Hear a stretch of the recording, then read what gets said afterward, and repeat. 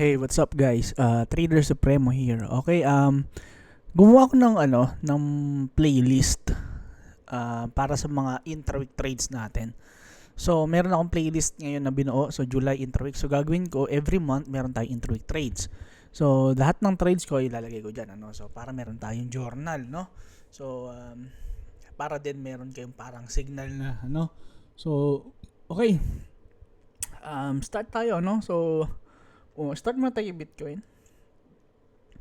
Okay, so gaya ng sabi natin sa mga previous video natin. So meron tayo ditong range low. Ano sabi natin? Possible kapag nagkaroon tayo ng close, daily close, above ng range low, ano nangyari? Nagkaroon tayo ng pump. Ngayon nagkakaroon tayo ng shift sa structure niya, Pero, ito nakita nyo, may break na tayo dito. So, wait natin mag-retrace, Wait natin mag-retrace. Okay, so ngayon sa intraweek level, ito tayo, So, hinihintay ko siya mag-retrace. So, possible magkaroon tayo ng Monday range trade ngayon this week, Yun yung ina-anticipate ko, Monday range trade, So, yun yung nakikita kong maganda. Bakit? Una sa lahat, pag tinignan mo yung CME futures, meron tayong gap, So, nagkaroon tayo ng pump early days of the week or weekend, Pagka weekend, nagkaroon tayo ng pump, binabalikan yan, Mali. Yan, So, binabalikan yan. So, possible, balikan yan, then, yan, So, yun yung nakikita natin na possible scenario na gawin ni Bitcoin. So, hintay lang muna, Konting ingat lang muna kasi baka bigla na lang bumulusok yan pababa, mag-retrace, sunog ka dyan kung early entry ka, So, yun yung nakikita natin. Okay, so Ethereum, okay, so kay Bitcoin, yun yung ulitin natin, Kay Bitcoin, nakikita ko possible, possible Monday range. So, mag-close tong Monday range bukas, and then magkaroon tayo ng deviation, and then once mag-reclaim, weekly open, reclaim, and then boom, another high. Okay? So, yun yung nakikita natin kay Bitcoin. Kay Ethereum, maganda yung ginagawa ni Ethereum. Siguro mag-wait, hintayin ko lang magkaroon tayo ng test ng tong weekly open, Tong weekly open, nakita mo to, support range, and then meron tayo liquidity dito, So, possible puhain niya yan. Pero hintayin ko lang konting, retrace, then, butas yan, pera, So, maganda. Pero pag tinignan mo yan sa higher time frame, range pa rin yan. So, range high and then range low. Nakita nyo? Matagal ko na sinasabi, Nung andito yung price, sabi ko? Possible i-test niya yan kasi malalim, Possible test niya yan. Hindi yan range low, pwede niya i-trace yan, then mag-pump, So, ayan, liquidity, and then liquidity, So, yun yung nakikita natin kay Ethereum. So, konting hintay, patiently, maging patient lang muna tayo, Pasensyoso muna tayo sa mga trades natin. So, kailangan maganda yung maging entries natin, Okay, yun yung kay Ethereum, possible Monday range.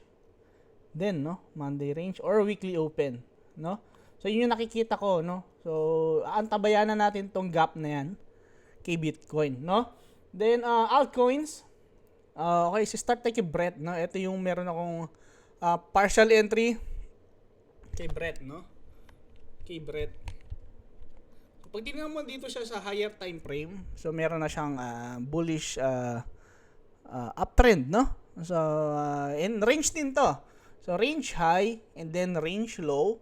Then, meron tayong deviation, test ng range low, hindi nagkakita niya, nag-pump, binrake yung high na to. So, meron na tayong shift from downtrend to uptrend. Sakto yan sa range confluence, So, ngayon, sabi natin, meron tayo dito, paano ba to? OTE ba to? Or basta entry price ko, 79% or 75%, parang ganun.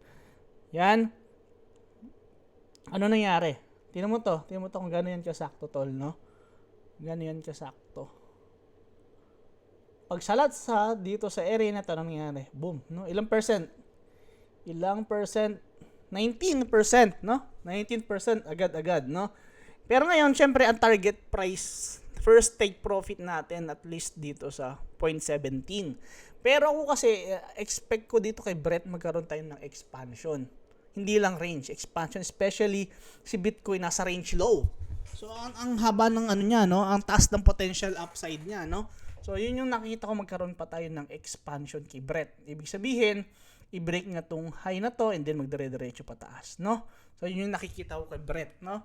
So, isa to sa meron akong entry ngayon. Pendle, etong si Pendle, meron ng partial entry, pero tingin ko, ikakat ko. Kasi, di ba, meron pa tayong gap kay Bitcoin and possible. Meron tayong shift dito sa sa lower time frame. Okay? So, titingnan ko kung mag-hold. Pero kung itong high na to, basagin niya ngayon, entryhan ko na tong si Pendle, no? Ito yung medyo alangan nyo kay Pendle, pero still, scaling in pa lang naman ako, no? So, hindi pa naman ako all in sa trade na to, no? So, ibig sabihin, for example, 10% risk ko dito, nasa 3% pa lang yung nailalagay ko, no? Pero possible i-cut ko rin kung hindi magpapakita ng shift ng structure niya, no? So,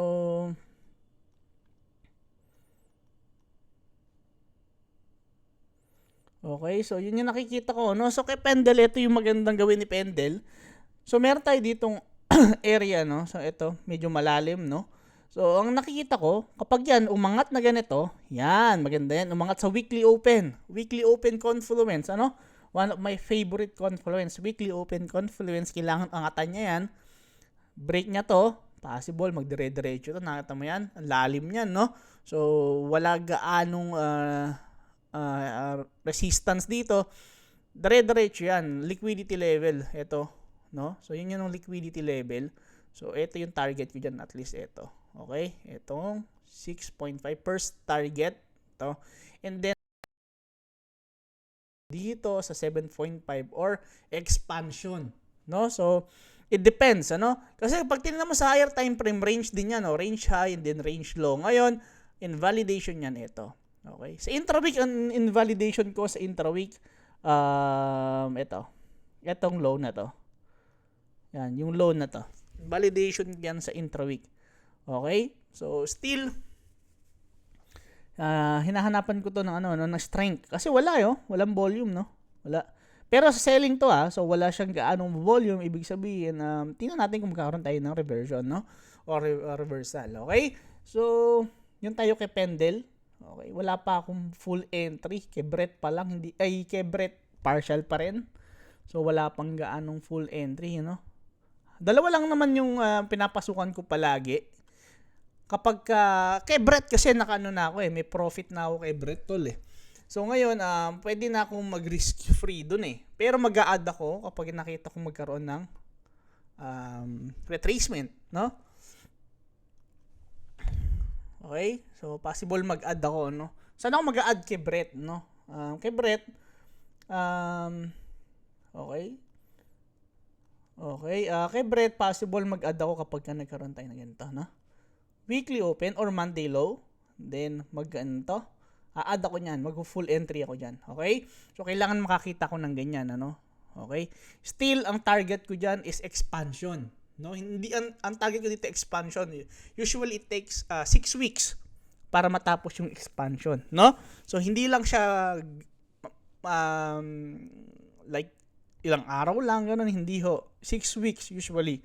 Okay? Ganun po tayo mag-intraweek trades, no? Yan po yung difference natin sa ibang trader. Ako po, compute ko rin pati kung kailan ka magte-take profit, no?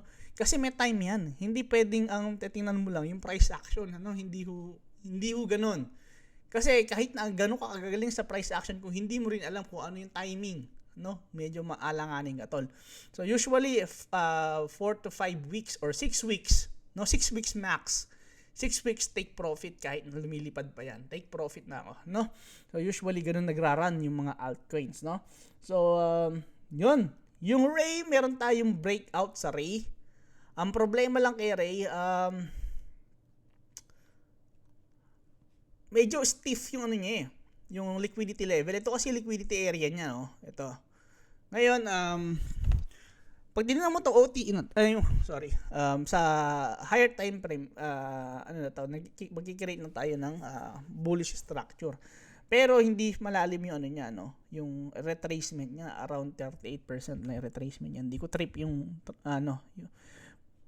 okay pa naman yung upside potential niya, no? Kasi ang upside potential nito is ito. Okay? Which is medyo malayo pa. Pero ang hirap din niyang pasukan kasi ang downside potential niya medyo masakit. No? In-expect ko kasi nung na-break tong high na to, mag-retrace hanggang dito. Hindi kinuha. Bigla na lang nag-break, nag-pump. Okay? So, in-expect ko kasi dito, yan to. Ganito in-expect ko kasi dyan, tol. Timing, then, ganyan to, then pump. Kaso, bigla na lang nag-pump Tinake out agad tong liquidity area So, medyo alanganin ako ngayon. No? Kasi ito yung liquidity area niya, no? Yan. Ayan yung liquidity area niya ngayon. Diba? So, medyo alanganin ngayon ako pumasok. Meron akong entry kahapon. Dito ako nakapasok. Kaso, in-out ko rin nung tinamaan na to liquidity area. Nakita mo to? Liquidity area, tinamaan. Out na ako. No? Pero ano lang, maliit lang. Kasi parang scalp lang yun Pinakapangit na strategy sa lahat. No? So, yun. No? Yun yung nakikita ko kay Ray. So,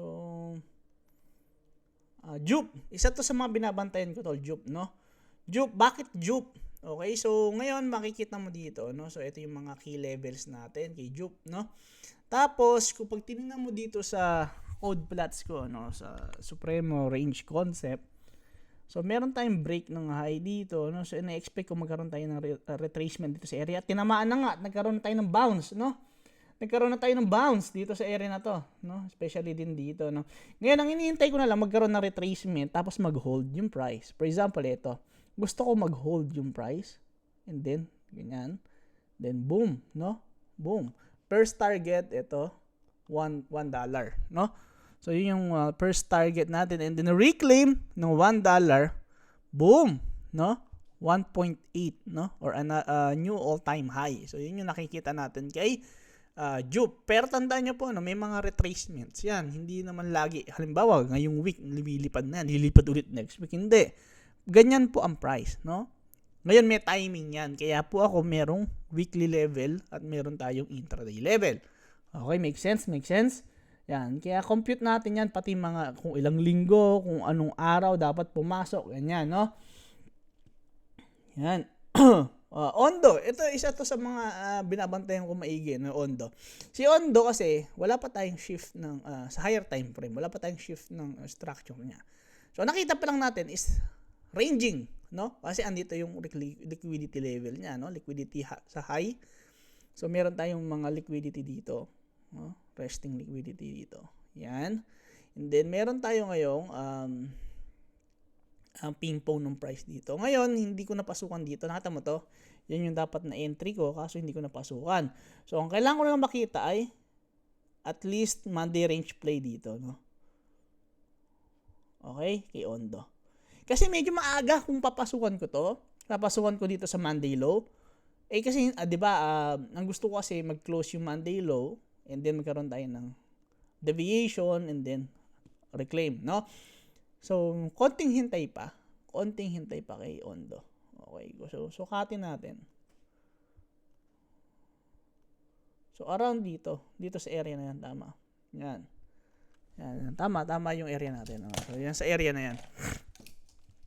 Sa inyo nakikita kong area, no? Kung sa lower time frame, no? Pinakawalang kwenta yung lower time frame kasi pwedeng stiff, pwedeng malalim, pwedeng shallow yung pullback. So, yun yung medyo pangit sa lower time frame, no? Yun yung nakita natin kay Ondo. Pero Ondo, binabantayan din natin yan, no? So, for now, breadth pa lang yung entry kung na maayos.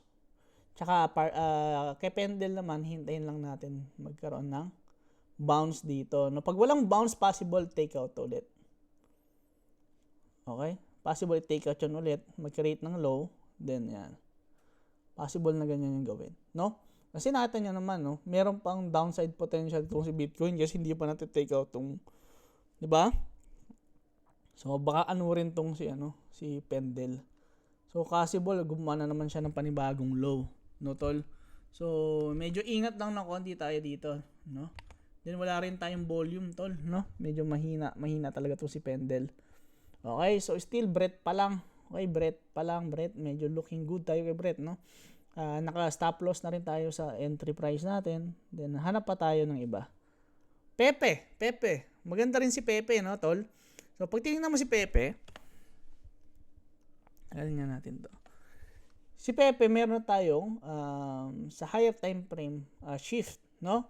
Ngayon, gusto ko siyang mag-retrace at least dito sa etong area na to, no? So 0.11400. So ayan yung nakita kong gusto ko, o possible Monday range play ulit, no? So yun yung nakikita ko, no, mga tol. Monday range play ulit, no? So yun. Okay? So malinaw na malinaw, tol.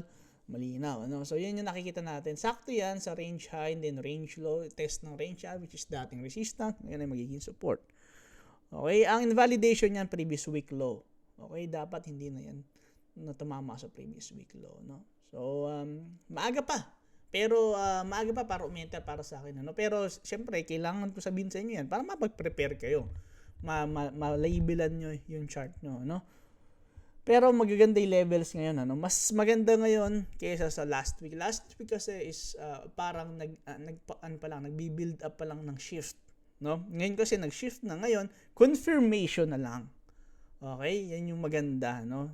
So, yun yung maganda kasi kapag ka alam mo kung paano gumamit ng code plots o yung tinuturo ko na to about sa weekly level, magigets mo na meron siyang timing. Hindi siya, for example, nagkaroon ng ano ngayon, lilipad na siya, hindi. Meron siyang timing, tol, no?